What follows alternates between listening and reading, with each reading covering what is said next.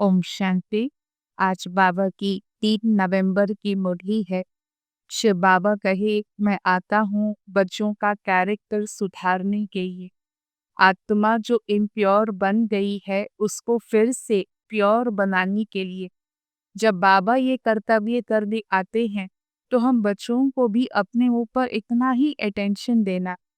बाबा कहे, आप बच्चों को तो ये फुरना होना चाहिए, ये मीठी चिंता होनी चाहिए कि हम कैसे इम्प्योर से प्योर बने, कैसे हम पावन बने, इतना पावन बने जो आत्मा पावन बन करके फिर वापस अपने घर शांति धाम जाएं और फिर नए सिरे से सतयुगी सतो प्रधान पार्ट रिपीट करने के लिए तैयार हो जाए।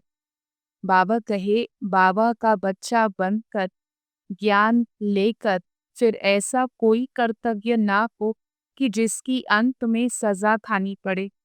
कल्पना तो करें, बाबा इतना प्यार से समझाते हैं, हमें रोज रोज आगे बढ़ाते हैं और फिर ऐसा कर्म हो जो सजा खानी पड़े तो कितनी ना लज्जा आएगी।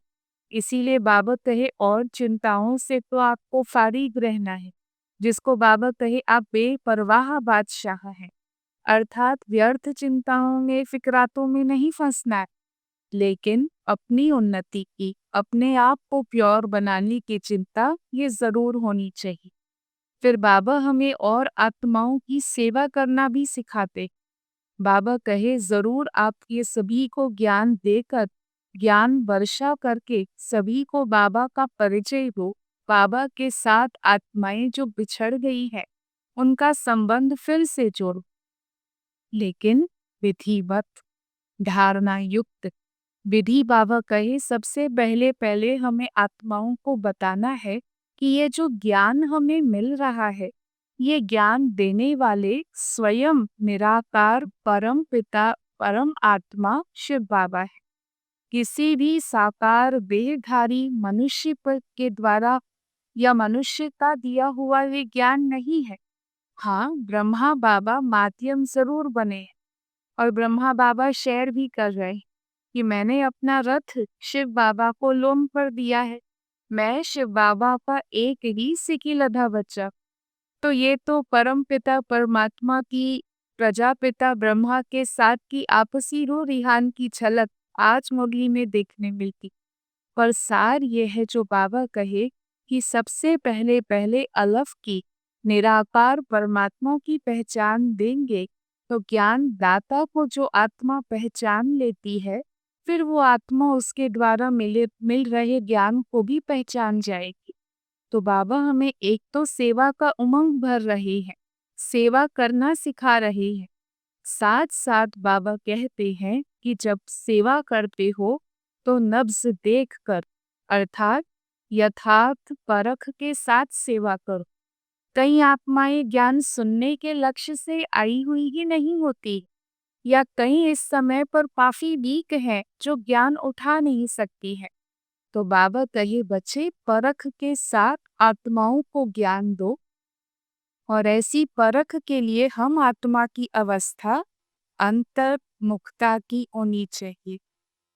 अपनी भ्रिकुटी सिंहासन पर, भ्रिकुटी की कुटिया में बैठकर सामने वाली आत्मा को भी आत्मा देखते हुए जब हम ज्ञान देने की सेवा करते हैं तभी वो यथार्थ प्रभाव पड़ता है। तो इसीलिए बाबा सिखाते हैं, जास्ती टिक टिक किसी से भी नहीं करनी, अर्थात आर्ग्यूमेंट तो किसी से भी नहीं करनी। बहुत शुभ भावना से, प्यार से, सच्चाई से और धारणा युक्त होकर हमें सेवा करनी है। और बाबा कहे, बाकी तो आप जितना मुझे याद करोगे, मन मना भव अथवा माम एकम याद करो, जितना इस अवस्था में रहोगे तो इस अवस्था से आप आत्मा में भी शक्ति भरती जाएगी। आत्मा का परमात्मा के साथ रूहानी संबंध है। बाबा कहे, ये संबंध आत्मा को शक्तिशाली बनाने वाला संबंध है। तो जितना जितना हम बाबा को याद करेंगे तो आत्मा में शक्ति आती जाएगी। बाबा तो कहे, बच्चे इतना प्यार से याद करो कि भगवान के प्यार में आपके नैन में आंसू आ जाए। नैन गीले हो जाए। और बाबा कहे ये जो प्रेम के आंसू हैं, यही आपको विजयी माला का दाना बनाएंगे। तो बस अपने कर्तव्य में हमें तत्पर रहना है, स्वयं को पावन बनाने पर अटेंशन देना है, आत्माओं की सेवा करनी है, उनका संबंध परमात्मा से जोड़ना है और बाकी फिर आत्मा समझ परमात्मा की याद से हमें वो अति इंद्रिय सुख का अनुभव करना है।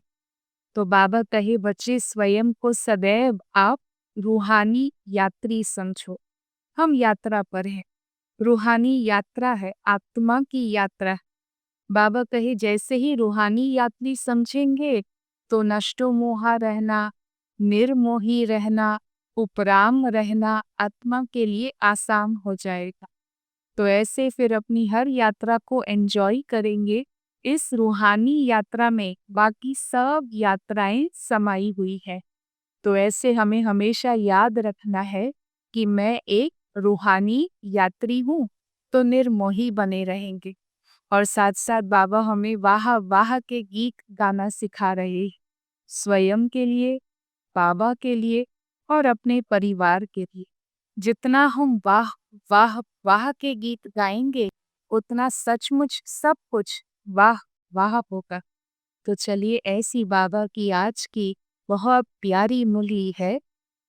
मीठे बच्चे, बाबा आए हैं वाइसलेस दुनिया बनाने, तुम्हारे कैरेक्टर सुधारने। तुम भाई भाई हो तो तुम्हारी दृष्टि बहुत शुद्ध होनी चाहिए। आत्मा भाई भाई तो वो आत्मीयता, वो रूहानियत और पवित्रता नैन चैन चाल चलन में होना चाहिए। प्रश्न है, तुम बच्चे बेफिक्र बादशाह हो, फिर भी तुम्हें एक मूल फिक्रात अवश्य होनी चाहिए। कौन सी? उत्तर है कि हम पतित से पावन कैसे बने। यह है मूल फिक्रात। जो भी दाग आत्मा पर लगे हैं ना, अब उसको अभी मिटा रहा है। और जो आत्मा की रोशनी है, आत्मा का जो प्रकाश है, आत्मा की जो ऊर्जा है, उसे अब दुनिया के साथ शेयर करना है। तो ये मूल मीठी फिक्र है पावन बनने की। ऐसा ना हो कि बाबा का बनकर फिर बाबा के आगे ही सजाएं खानी पड़े। सजाओं से छूटने की तो फिक्रात होनी चाहिए, नहीं तो उस समय फिर बहुत लज्जा आएगी कि बाबा के बने फिर ही सजा।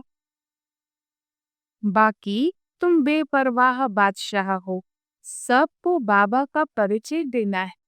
कोई समझते हैं तो वो बेहद का मालिक बनते हैं, और अगर नहीं समझते हैं तो उनकी तकदीर है। तुम्हें परवाह नहीं है।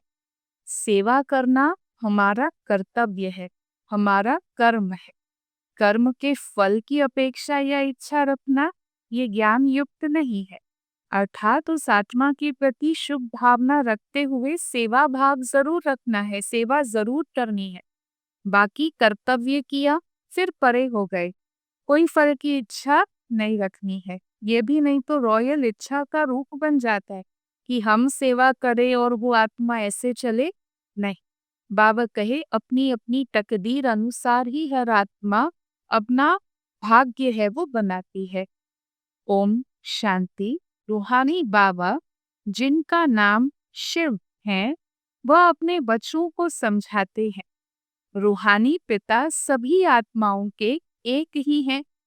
तो पहले पहले ये बात समझानी है, फिर आगे समझाना सहज होगा।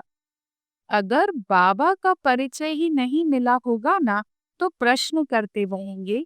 इसीलिए पहले पहले ये निश्चय कराना है। बहुत सूक्ष्म बात है। परिचय नहीं तो कहेंगे ऐसा क्यों वैसा क्यों। निश्चय हो गया ज्ञान देने वाला ही परम पिता परमात्मा है, फिर वो ज्ञान को अच्छे से सुनेंगे। बाबा कहे दुनिया पहले नहीं अर्थात सतो प्रधान थी, अभी ये दुनिया पुरानी हो गई है। दुनिया को बदलने वाला एक बाबा ही है। अब बाबा कैसे बदलते हैं वो भी समझाते हैं। ये कोई चुटकी का खेल नहीं है या कोई जादू मंत्र नहीं है। बाबा ज्ञान से आत्माओं के संस्कार बदलते हैं, संसार बदलता उसके आधार से।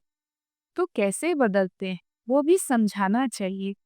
आत्मा जब सतो प्रधान बने तब दुनिया भी सतो प्रधान स्थापन हो।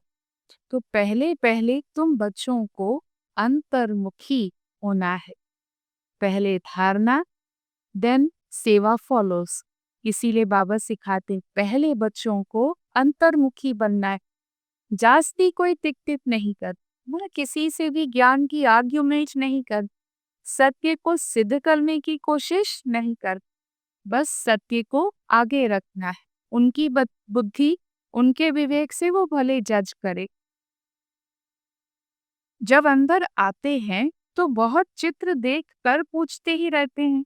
पहली बार जो ब्रह्मा कुमारी सेंटर पे जाएंगे तो बहुत क्यूरियोसिटी होती है, जिज्ञासा होती है, चित्र देख कर प्रश्न उठते हैं। पहली पहली समझानी ही एक बात चाहिए ताकि जास्ती पूछने की बात ना रहे। हाँ, जरूर प्रश्नों का उत्तर मिलना होता, पर पहले बेसिक अंडरस्टैंडिंग तो नहीं देनी होती। फिर बाबा कहे जब मूल बात समझेंगे तो फिर जो आर्गुमेंट वाले प्रश्न होते हैं उसकी कोई मार्जिन नहीं रहेगी। बोलो, पहले एक बात पर निश्चय करो, फिर और बातें समझाएं। फिर तुम 84 जन्मों के चक्र पर भी समझा सकते हो। बाबा कहते हैं, मैं बहुत जन्मों के अंत के जन्म में प्रवेश करता हूँ। इनको ही बाबा कहते हैं, ब्रह्मा बाबा को, कि तुम अपने जन्मों को नहीं जानते हो। बाबा हम आत्माओं को ही प्रजापिता ब्रह्मा द्वारा समझाते हैं। पहले पहले अल्फ पर ही समझाते हैं। अल्फ समझने से फिर कोई संशय नहीं होगा। बोलो, बाबा सत्य है, अल्फ परमात्मा सत्य है, वो कभी असत्य नहीं सुनाते हैं। बेहद का बाबा राजयोग सिखलाते हैं। शिवरात्रि भी गाई जाती है तो जरूर शिव बाबा यहाँ आए होंगे ना। तो शिव बाबा आते हैं, रचना रचते हैं प्रजापिता ब्रह्मा बाबा के द्वारा। तो गृहस्थ व्यवहार में रहते हुए पवित्र रहने की बाबा हमें शिक्षा देते हैं। आत्मा आत्मा, भाई भाई, और फिर जब आत्मा जीवात्मा बनती है तो भाई बहन हो जाती है। तो इस युक्ति से क्रिमिनल दृष्टि नहीं हो सकती है। फिर 21 जन्म तक दृष्टि सुधर जाती। बाबा ही बच्चों को ये शिक्षा देंगे ना, बच्चों के कैरेक्टर्स सुधारते। आत्मिक भाव से जीवन जीना बाबा हमें सिखाते हैं। अभी सारी दुनिया के कैरेक्टर सुधरने हैं। इस पुरानी पतित दुनिया में कोई ने भी अच्छा कैरेक्टर नहीं है, क्योंकि सब में विकारों की प्रवेशता, कम ज्यादा, प्रत्यक्ष या कभी ना प्रत्यक्ष, पर बाबा का ये विकृतियां सभी में है। ये है पतित विशियस दुनिया इस समय पर। फिर ये दुनिया वाइसलेस कैसे बनेगी? ये दुनिया की पहचान है कि दुनिया विशियस है, कोई शिकायत नहीं है। जब विशियस है तो उसे वाइसलेस बनाने के लिए पुरुषार्थ है, संकल्प है, प्रयत्न है। अब ऐसे सिवाय बाबा की कोई वाइसलेस बना न सके, तो अभी बाबा पवित्र बना रहे हैं। ये है गुप्त बातें। ऐसे ज्ञान द्वारा परमात्मा आत्मा को पावन बनाते। बाबा कहिए ये गुप्त बातें। आत्मा को परमात्मा से मिलना है। सब पुरुषार्थ करते ही हैं भगवान से मिलने के लिए। भगवान एक निराकार हैं। लिबरेटर, गाइड भी परमात्मा को ही कहा जाता है। तो परमात्मा ही आकर के लिबरेट करते हैं, अर्थात कि तमो प्रधान से सतो प्रधान बनाते हैं। गाइड भी करते। तो पहले पहले ये एक ही बात बुद्धि में बैठाओ। अगर मानो ना समझे तो कोई बात नहीं, छोड़ देना चाहिए। अलफ परमात्मा को नहीं समझा तो बे अर्थात बादशाही परमात्मा द्वारा होने वाली प्राप्ति, उससे क्या फायदा, नहीं जान सकेंगे तो फिर वो भले जाएं। तुम मूंछ हो नहीं, तुम बेपरवाह बादशाह हो, है ना। ज्ञान दिया, फिर हम न्यारे हो गए, कर्तव्य पूरा किया, फल की इच्छा से उपराम रहे। बाबा कहते मन मना भव। एक गॉड को ही मर्सीफुल कहा जाता, लिबरेटर कहा जाता, ऐसे ही परमात्मा को मर्सीफुल भी कहा जाता है। एक भी मनुष्य किसी और मनुष्य पर मर्सी नहीं कर सकते। बाबा कहे मर्सी होती ही है बेहद की। तो एक बाबा ही सब पर रहम करते। सतयुग में सब सुख और शांति में रहते, दुख की वहां कोई बात नहीं है। तो बच्चे एक बात अलफ पर किसी को निश्चय कराएं, और अगर ये न कराकर और बातों में चले गए तो फिर कहते गला ही खराब हो गया। बाबा विधि बता रहे हैं, स्टेप्स बता रहे हैं, पहली परमात्मा का परिचय वो न देकर और बातों में गए, फिर बाबा कहे वो तो waste of time and energy हो जाता है। पहले पहले निराकार परम पिता परमात्मा शिव बाबा का परिचय देना है, और बातों में पहले पहले नहीं जाओ। बोलो अब परम पिता वो तो सत्य ही बोलेंगे ना। हम ब्रह्मा कुमार ब्रह्मा कुमारी को स्वयं परमात्मा ही सुनाते हैं। ये चित्र भी सब उन्होंने ही बनवाए हैं, तो इसमें फिर संशय नहीं लाना चाहिए। Attention please. संशय बुद्धि विनश्यन्ति। पहले तुम अपने को आत्मा समझ बाबा को याद करो तो विकर्म विनाश होंगे, और कोई उपाय नहीं है। बाबा कहे देह के सब संबंध छोड़कर माम एकम याद करो। बाबा युक्ति बताते, अपने को आत्मा समझ मामेकम याद करो, मैं ही सर्वशक्तिमान हूँ।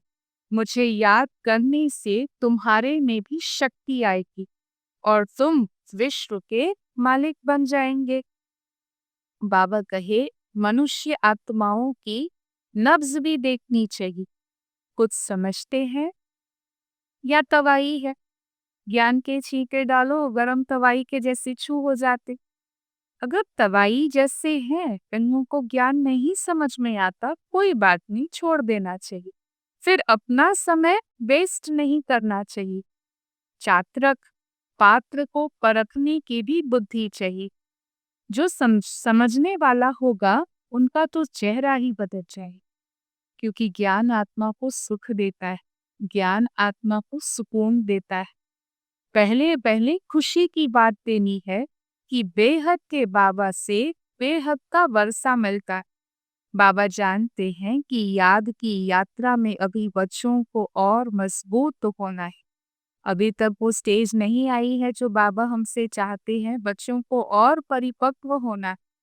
बाबा को याद करने की मेहनत है, इसी में फिर माया के विघ्न भी बहुत पड़ते हैं।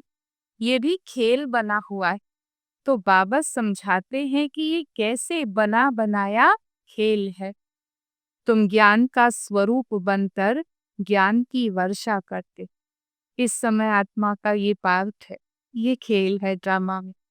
परमात्मा से ज्ञान लेना, ज्ञान स्वरूप बनना, फिर उस ज्ञान की वर्षा करना। ज्ञान का एक एक रत्न कितना अमूल्य है, इसकी वैल्यू कोई कर न सके। इसीलिए ही कहते हैं पद्मा पदम भाग्यशाली। जो आत्मा ये ज्ञान समझ जाए उसका तो भाग्य पद्मों में गिना जाए। ये ज्ञान बड़ा वंडरफुल है। तुम कितने गुप्त स्टूडेंट हो। तुम कहेंगे हम पाठशाला में जाते हैं और भगवान हमको पढ़ाते। एम ऑब्जेक्ट क्या है कि हमें ऐसा लक्ष्मी नारायण बनना है। तो ये ब्रह्मा बाबा भी समझते हैं, मैं बाबा का एक ही सिकीलधा बच्चा हूँ।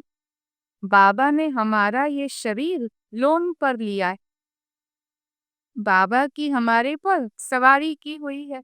और ब्रह्मा बाबा को भी बड़ा फख्र है। हमने बाबा को कुल्हे पर बिठाया है, अर्थात अपना रथ दिया है सर्विस स्वरूप।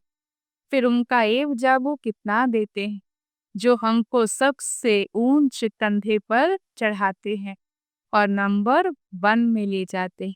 तो ये शिव बाबा और ब्रह्मा बाबा की आपसी मीठी मीठी रूह रिहान वार्तालाप बातचीत है। अच्छा, मीठे मीठे सिकिलते बच्चों प्रति माता पिता बाप दादा का याद प्यार और गुड मॉर्निंग। रूहानी बाबा की रूहानी बच्चों को नमस्ते। हम रूहानी बच्चों की रूहानी बाबा को नमस्ते। आज की मुरली से वरदान है, मैं रूहानी यात्री हूँ। इस स्मृति से सदा उपराम न्यारे और निर्मोही भव। रूहानी यात्री हूँ, इस स्मृति से सदा उपराम न्यारे और निर्मोही भव। रूहानी यात्री सदा याद की यात्रा में आगे बढ़ते रहते। ये यात्रा सदा ही सुखदायी है। जो रूहानी यात्रा में तत्पर रहते हैं, उन्हें दूसरी कोई यात्रा करने की आवश्यकता नहीं है। इस यात्रा में सब यात्राएं समाई हुई हैं। मन व तन से भटकना बंद हो जाता है। तो सदा यही स्मृति रहे कि हम रूहानी यात्री हैं।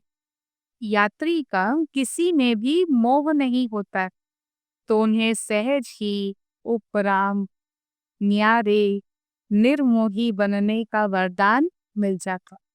तो बस एक स्मृति, मैं तो एक यात्री, हम सफर में हैं। तो उससे बाबा कहे न्यारे भी बन जाएंगे, उपराम भी बन जाएंगे, निर्मोही भी बन जाएंगे। यात्राएं और सभी इसे एक रूहानी यात्रा में समा जाएंगी। स्लोगन है सदा वाह बाबा, वाह तकदीर और वाह मीठा परिवार, यही गीत गाते रहो। जब भी हमारे पास मौका हो तो हमारे गीत यही हो, वाह बाबा, वाह मेरी तकदीर और वाह हमारा मीठा परिवार। जितना वाह वाह करेंगे, उतना सचमुच हर चीज वाह वाह महसूस होने लगेगी। ओम शांति।